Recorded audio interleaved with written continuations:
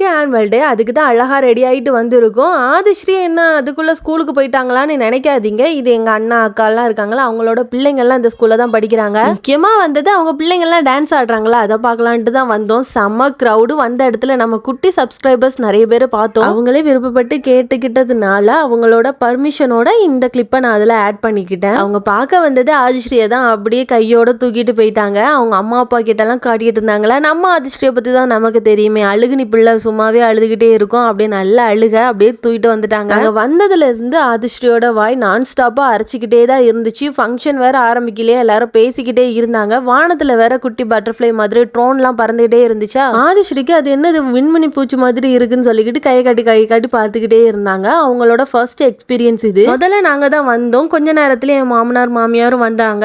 இப்போ கூட ஃபங்க்ஷன் இன்னும் ஸ்டார்ட் பண்ணல. குழந்தைங்களுக்கு சர்டிபிகேட்லாம் கொடுத்துட்டு இருந்தாங்க. நெக்ஸ்ட் இங்க தர்பூசணி தான் அறப்பட்டு இருக்கு. இன்னும் அந்த கிரைண்டருக்கு ஒரு ரெஸ்டே இல்ல, நான் ஸ்டாப்பா சுத்திக்கிட்டே தான் இருக்குது. அதுல வர கியூட் ரியாக்ஷனா கொடுத்துட்டு இருக்காங்க. டான்ஸும் ஸ்டார்ட் பண்ணியாச்சு. இது எங்க அண்ணன் பொண்ணு. ஃபர்ஸ்ட் பரதநாட்டியத்துல இருந்து அப்புறம் குட்டி குழந்தைங்க எல்லாம் நல்லா டான்ஸ் ஆடிட்டே இருந்தாங்க. எல்லா குழந்தைங்களுக்கும் வாய்ப்பு கொடுத்துருந்தாங்க. நல்ல டேலண்டான குழந்தைங்க. நாங்க வேற கை தட்டிட்டு இருக்கோம். அதுல முக்கியமா ஆதிஸ்ரீ தான் ரொம்பவே இம்ப்ரெஸ் ஆயிட்டாங்க. அவங்க கிளாப் பண்றத வீடியோ எடுத்தோமா, அவங்களுக்கு வெக்கம் வேற வந்துடுச்சு. இதுல டான்ஸ் எல்லாம் சின்ன குழந்தைக்கு ஏத்த மாதிரி நார்மலா இருந்தாலும் அங்க அந்த பட்டாசு வான வெடிக்கையெல்லாம் வச்சு சூப்பரா இருந்துச்சு பாக்குறதுக்கு. ஆதிஸ்ரீயே பார்த்தா தெரியும், அவ்வளோ என்ஜாய் பண்ணிட்டு இருக்காங்க. இப்பவுமே டைம் ஒரு 10 o'clock கிட்ட ஆயிடுச்சு. எங்களுக்கு கொஞ்சம் லைட்டா தூக்கம் வந்துச்சு. முக்கியமா ஆதிஸ்ரீ ஒரு மாதிரி டல் ஆயிட்டாங்க. அதனால முடிஞ்ச அளவுக்கு பார்த்துட்டு அப்படியே வீட்டுக்கு கிளம்பணும். ரொம்ப டைம் ஆயிடுச்சு. ரொம்ப ஹெவியா இல்லாம லைட்டா சாப்பிடலாம்னு சொல்லிட்டு ஒரு ஜூஸ் தான் ஆர்டர் பண்ணிருந்தோம்.